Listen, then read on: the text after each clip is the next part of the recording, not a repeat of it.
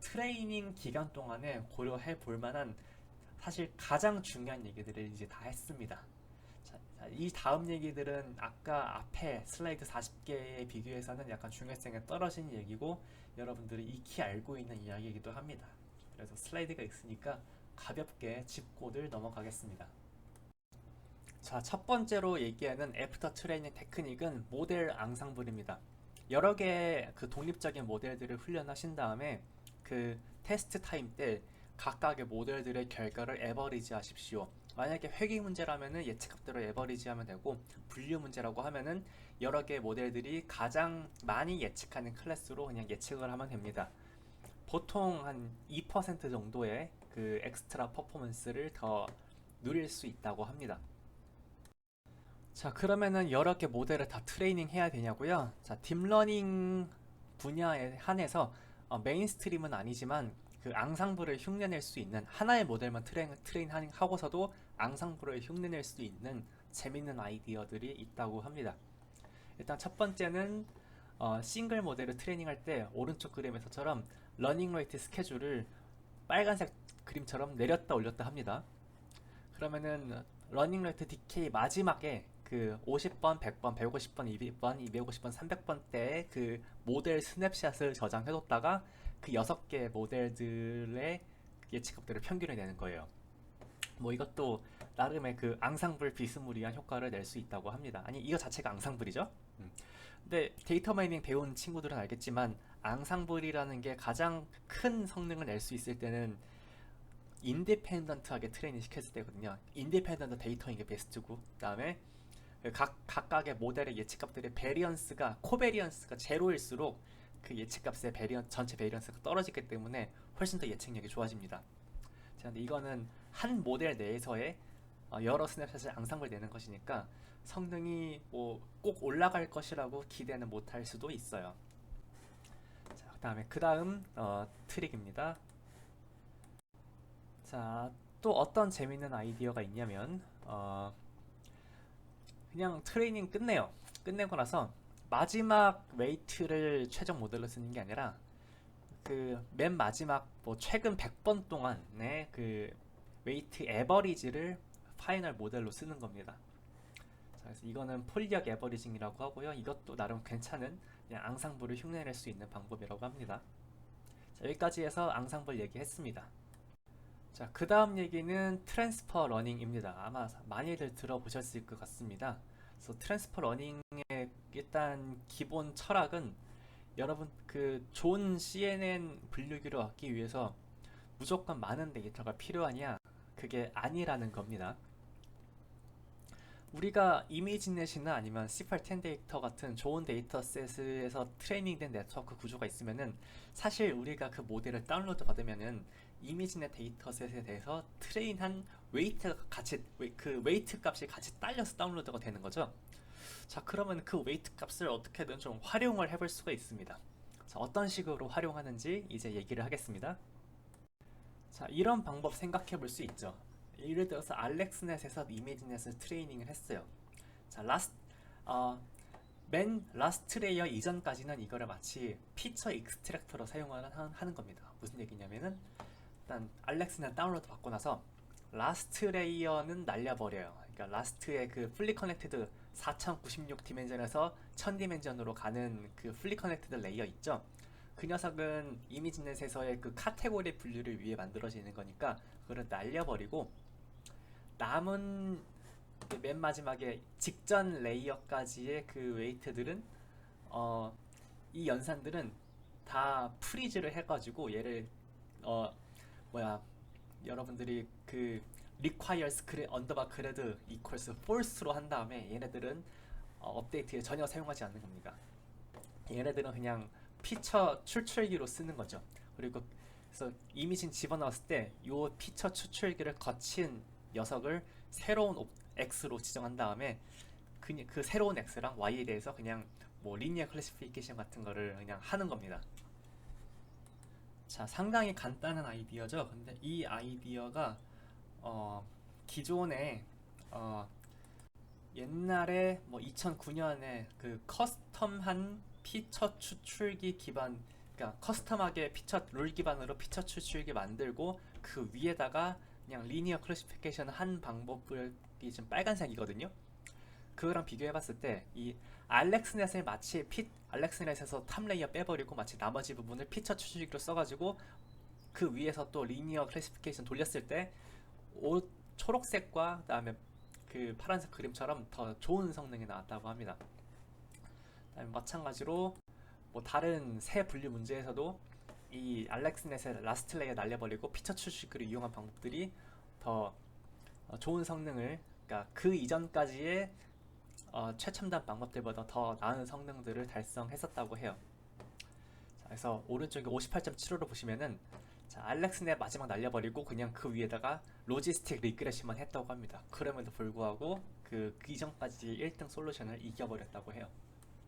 자, 다시 이건 어떻게 하는 거라고? 알렉스넷에서 라스트 레이어를 날려버리고 나머지 부분을 마치 X를 프리 프로세싱하는 그 피처 추출기처럼 사용을 하는 겁니다.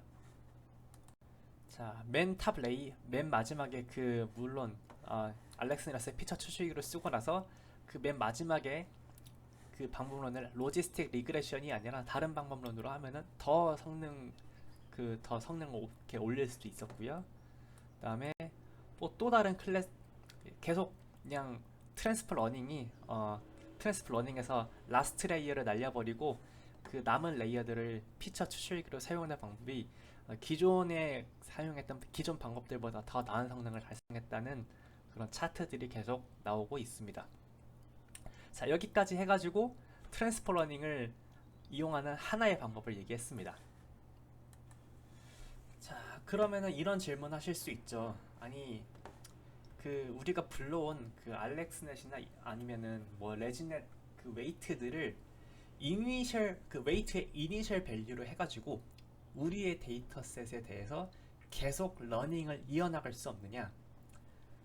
물론 하실 수 있습니다. 자, 그게 사람들은 보통 파인 튜닝이라고 부르는 방법입니다. 자, 뭐냐면요. 일단 마지막 레이어는 완전히 날리는 건 똑같습니다.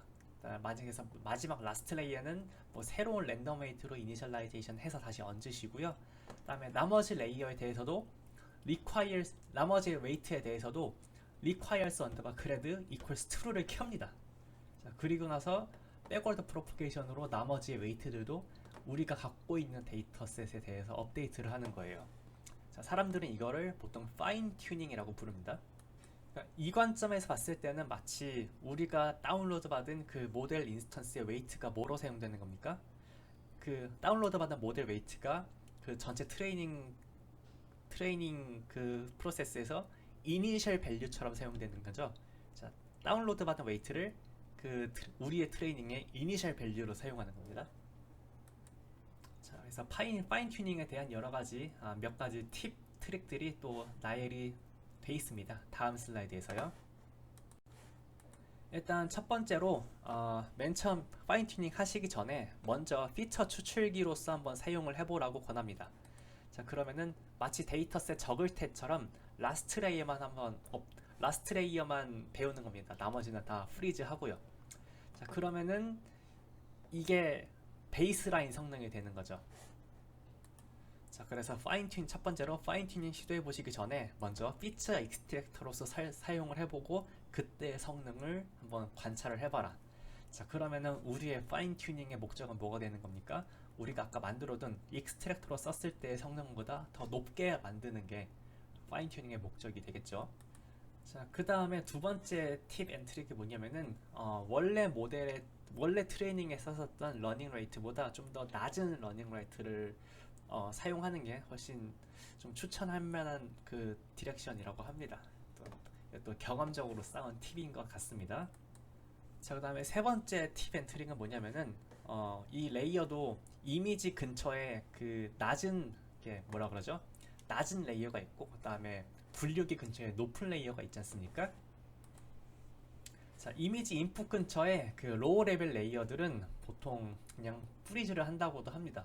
일단 컴퓨테이션 비용을 세이브하기 위한 것도 있고요. 그 다음에 직관적으로는 로어 레벨 레이어를 갈수록 약간 로우 레벨 피처를 익스트랙트 하는 거니까 어떤 이미지가 들어오든지 그 로우 레벨 피처 익스트랙션은 비슷할 거다라는 그런 가정이 들어 있을 수도 있어요.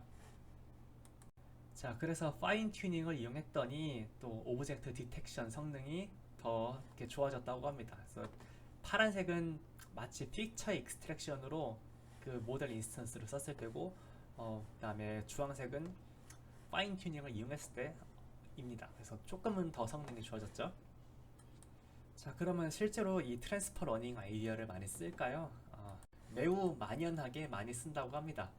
사실 우리가 지금 예제는 알렉스넷으로 들었지만 알렉스넷 말고도 우리는 계속 그 이미지넷 챌린지에서 1등하는 솔루션들이 계속 발전하는 상황을 지켜봤었죠. 자, 그래서 그러니까 이미지넷에서 잘하는 아키텍처들은 점점점 시간이 지날수록 이렇게 발전을 했는데, 그래서 이미지넷에서 더 잘하는 아키텍처일수록 다른 이미지 데이터셋에서 잘 할 가능성이 좀 더 커진다고 합니다. 자, 그래서 다음 슬라이드를 보면요. 자, 예를 들어서 15강, 16강에 있는 오브젝트 디텍션 태스크에 대해서 보통 거기는 맨 위의 구조는 Faster RCNN을 아마 고려할 거고요. 이게 뭔지는 그 15, 16강에 소개할 기회가 있을 겁니다. 이번 학기에 커버가 될 수 있을지 모르긴 한데 15, 16강까지는 나갈 수 있도록 최선을 다할 거예요. 자, 아무튼 Faster RCNN이라는 네트워크 아키텍처가 있을 때 그 밑에 단에 이미지 피처를 추출하는 그 네트워크 레이어들이 필요하거든요. 그 네트워크 레이어를 VGG로 했을 때보다 그걸 레지넷으로 바꿨을 때, 레지넷으로 바꿨을 때, 레지넥스트로 바꿨을 때 그 전체 오브젝트 디텍션 태스크에서의 성능이 더 좋아졌다고 합니다. 자, 그러니까 이미지넷 챌린지에서 잘하는 네트워크 아키텍처면 그 녀석을 다운로드 받아가지고 다른 태스크에 집어넣으면은 그것도 더 잘할 수 있게 되는 거예요. 자, 여기 또 이렇게 프랙티컬한 이제 어드바이스입니다. 자, 그러면 여러분들의 데이터가 자, 일단 기단 그 세로축부터 설명을 하면은 어떤 데이터셋이 어떤 이미지가 이미지넷이랑 비슷할 수 있고 다를 수도 있죠. 자, 그러면은 통계학적으로 생각해 봤을 때 이미지넷 데이터랑 비슷하게 생길수록 둘의 데이터 디스트리뷰션에 더 가까울 테니까 이미지넷 데이터셋이 훨씬 더 많은 도움을 줄 겁니다. 자, 그러니까 이미지넷으로 프리트레이닝을 시킨 그 레지넷 그런 인스턴스들이 여러분들한테 더 많은 도움을 줄 겁니다. 자, 한편으로 여러분들의 데이터셋의 그 이미지의 생김새가 뭐 이렇게 이미지넷 데이터셋과 많이 다르다. 자, 그러면은 두 데이터셋은 아예 디스트리뷰션이 다르기 때문에 이미지넷 데이터셋이 여러분들한테 줄 수 있는 도움이 많지 않을 것이고, 따라서 여러분들이 다운로드 받은 모델 인스턴스도 그렇게 큰 도움을 줄 가능성은 많지 않습니다. 자, 그래서 왼쪽에 쉬운 경우부터 얘기를 하죠. 자, 그래서 가로축처럼 여러분들이 데이터를 적게 갖고 있건 많이 갖고 있건, 여기서 S는 스몰 S는 카테고리 개수입니다. 자, 데이터셋이 이미지넷과 비슷하면은 데이터가 적으면은 맨 마지막에 탑 레이어만 날려버리고 나머지는 그냥 레이어 그 웨이트 픽스 해가지고 피처 익스트랙터로 쓰는 걸 프랙티컬하게 추천하고요. 그다음에 데이터셋이 크다. 여러분들의 데이터셋이 큰데 이미지넷과 디스트리뷰션이 비슷하다. 그러면은 더 많은 레이어들을 파인 튜닝에 이용해 보면은 성능의 향상을 기대할 수도 있습니다. 자, 그러면은 여러분들의 데이터셋이 그림이 이미지넷과 좀 다르게 생겼다면 어떠냐? 일단 여러분들의 데이터셋 사이즈가 크면 조금 더 많은 레이어들을 파인 튜닝을 하면은 여러분들의 데이터셋에 맞게 그 중간에 피처 익스트랙터 웨이트들도 좀 바뀔 수 있겠죠. 자, 이미지넷과 데이터가 다른데 데이터셋이 적어. 자, 그러면은 일단 바닥부터 시작하는 게 가장 좋다고 합니다. 일단 리니어 클래시파이어부터 시작을 하십시오. 자, 아무튼 이 트랜스퍼 러닝 아이디어가 등장한 이후에 사람들은 상당히 많이 트랜스퍼 러닝을 적용하기 시작했습니다. 그래서 거의 표준이 되었다고 합니다. 예를 들어서 여기 이 네트워크 아키텍처의 구조가 중요한 건 아닌데 좌측처럼 오브젝트 디텍션 태스크나 아니면은 우측처럼 그 이미지 캡셔닝 태스크에 대해서 이미지를 인식하는 그 피처 익스트랙터 부분의 네트워크 아키텍처 파트가 필요한데, 이 부분이 이미지넷에서 프리트레인된 CNN을 이용하면 충분하다기보다는 이 부분에 이미지넷에서 프리트레인된 CNN을 많이 쓴다고 합니다. 그러니까 이 빨간색 파트의 성능이 좋으면은 이 전체 태스크의 성능이 좋아지는 거겠죠. 자, 그 다음에 특히 그 이미지 캡셔닝 태스크에 대해서는 여기 문자 랭귀지 모델 파트에서는 또 그 내추럴 랭귀지 프로세싱에서 많이 쓰는 워드 투백이라는 기법에서 또 프리트레인된 웨이트를 갖고 온다고 합니다. 이거는 거의 표준이라고 합니다. 사실 시각인지나 아니면은 이 인공지능 전체 분야에서 큰 혁신 중에 하나가 뭐냐면은 이 남들이 만들어 놓은 모델로 파이프라인을 만들고 파인 튜닝을 하는 전체 그 흐름을 만들어낸 게, 그러니까 어떤 큰 태스크에서 요 모듈, 요 모듈, 요 모듈, 요 모듈은 어디서 갖고 오고, 요 모듈은 어디서 갖고 오고, 요 모듈은 어디서 갖고 오는 방식의 그 파이프라인과 파인 튜닝에 왔다 갔다 하는 그 전체 모듈 구조, 모듈식의 사고 방식을 만들어낸 게 상당히 큰 혁신이라고 해요. 저도 잘 모르는 분야라 그런지 말이 되게 헛나오는 것 같습니다만, 뭐 이 전체 강의에서 뭐 그렇게 뭐 중요한 얘기는 아닙니다. 자, 그래서 여기서도 잘 모르는 얘기지만 뭐 가장 맨 최근에 사용되는 그 일단 VQA는 비주얼 퀘스천 앤서링이라고, 비디오 퀘스천 앤서링, 아무튼 비디오 보고서 질문 답변을 하는 태스크를 얘기하고요. 아무튼 그러니까 그 비주얼 퀘스천 앤서링을 잘하기 위해서는 우리가 이 해당 데이터셋에 대해서 시각적 인지도 잘 해야 되고, 그 다음에 좋은 랭귀지 모델도 갖고 있어야 되거든요. 그래서 좋은 시각적 모델은 이미지넷에서 프리트레인된 좋은 CNN을 갖고 오고, 그 다음에 그 언어 모델 쪽에서는 사람들이 많이 들어보셨을 텐데 버트라고 하는 버트는 아니어도 됩니다. 가장 최근에 성능이 좋은 그 랭귀지 모델을 갖고 와가지고 이렇게 둘을 잘 짬뽕하면은 비주얼 퀘스천 앤서링 잘할 수 있다. 뭐 이런 슬라이드입니다. 원래 강의도 이 디테일을 이해하기를 바라고 넣은 슬라이드는 아닙니다. 아무튼 트랜스퍼 러닝이 많이 쓰인다, 이거를 강조를 하고 싶었던 것 같습니다. 자, 그렇지만 이건 다 어디까지나 경험적인 얘기죠.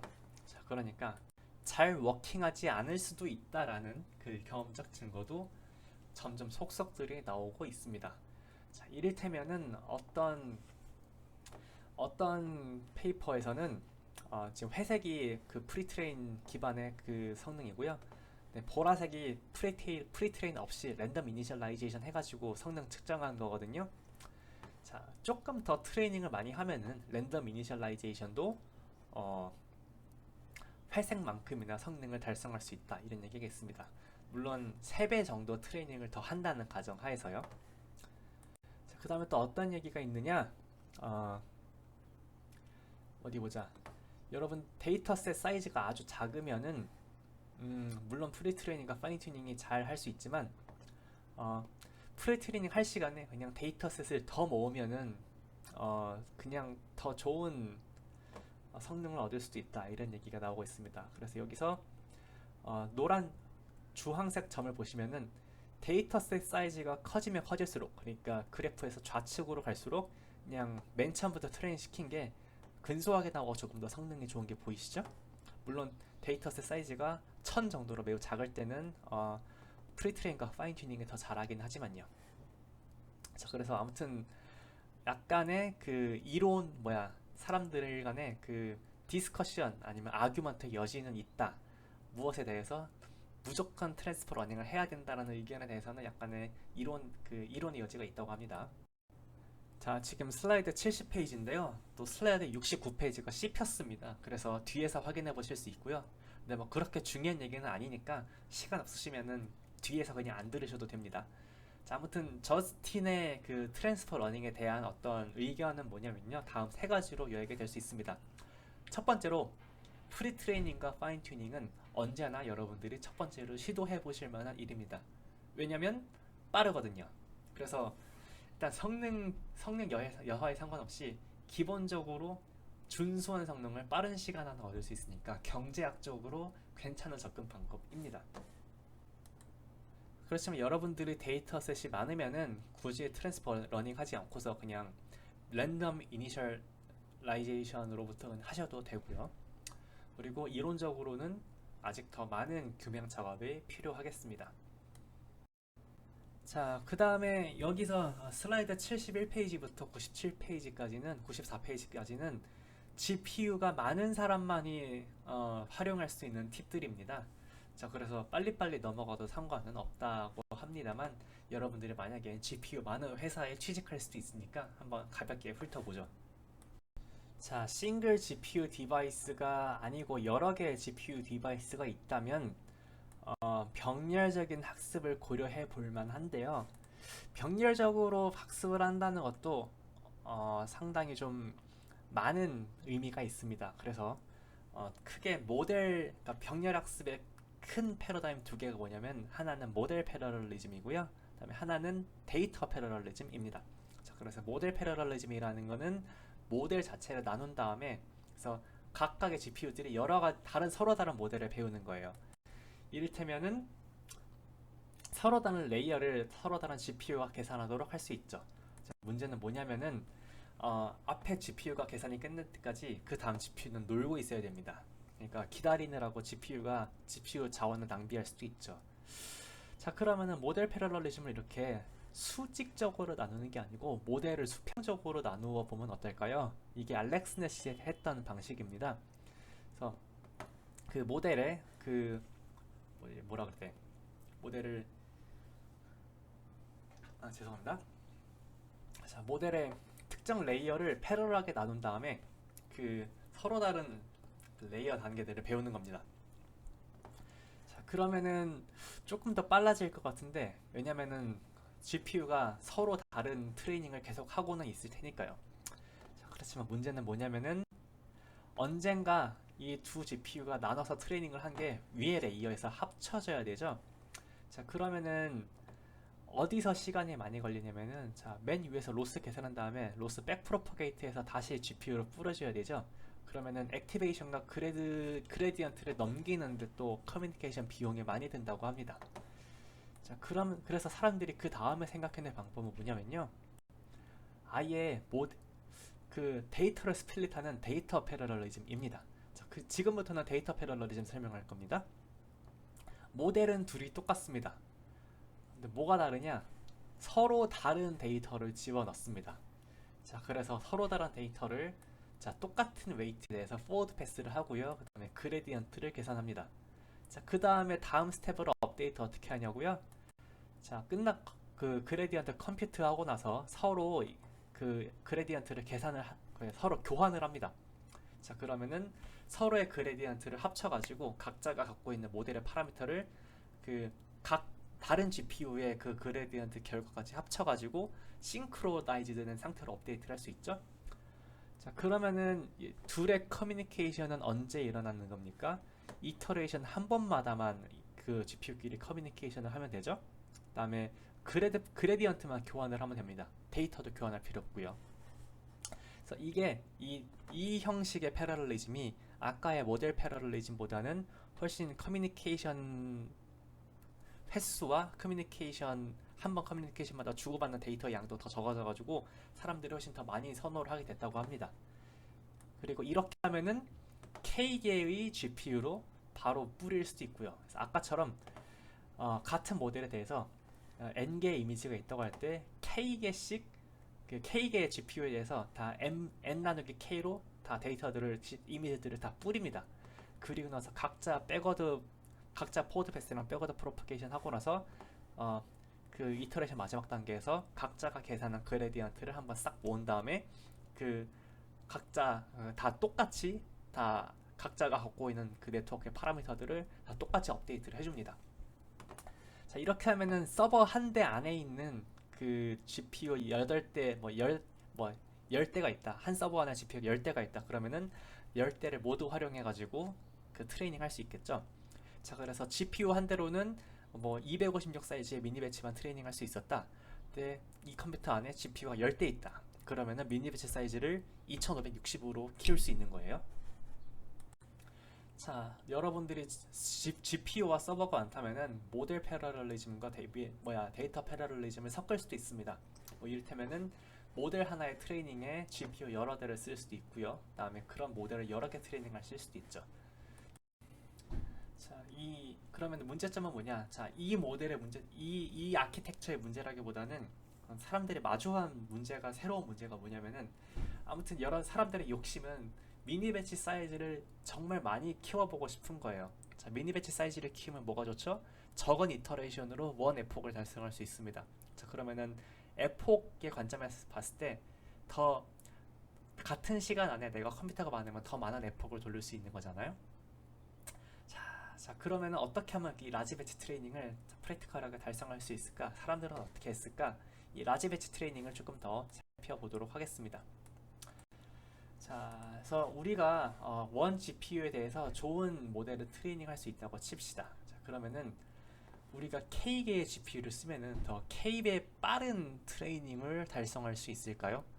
자, 성능의 문제가 아닙니다. 속도의 문제입니다. 같은 성능을 더 빠른 속도로 달성할 수 있을까? 어떻게 할 수 있느냐? 자, 에포크 넘버를 똑같이 가져가면서도 만약에 미니 배치의 사이즈를 키운다면은 각 이터레이션, 그러니까 더 적은 이터레이션으로 원 에포크를 빨리 달성할 수 있으니까 우리는 이 특정 모델을 이렇게 특정 모델을 10 에포크를 돌릴 수 있다고 하면은 더 적은 이터레이션으로 그 10 에포크를 돌릴 수 있게 되는 겁니다. 자, 정말 이게 말이 되는 걸까요? 휴리스틱하게 봤을 때, 그러니까 싱글 GPU일 때는 배치 사이즈를 n으로 하고 러닝 레이트를 알파로 한다고 쳐요. 자, 그럼 GPU가 K일 때는 이렇게 해보면 어떨까요? 배치 사이즈를 KN으로 키워요. 자, 그러면은 각 GPU에는 n개의 각 GPU에 대해서는 n개씩 들어가는 건데 GPU가 K니까 그 전체 배치 사이즈는 K개가 되는 거죠. 그래서 각자 포워드 패스랑 백워드 프로퍼게이션 계산한 다음에 각자의 그레디언트 다 종합해가지고 전 파라미터 업데이트는 일괄적으로 쫙 뿌리는 거고요.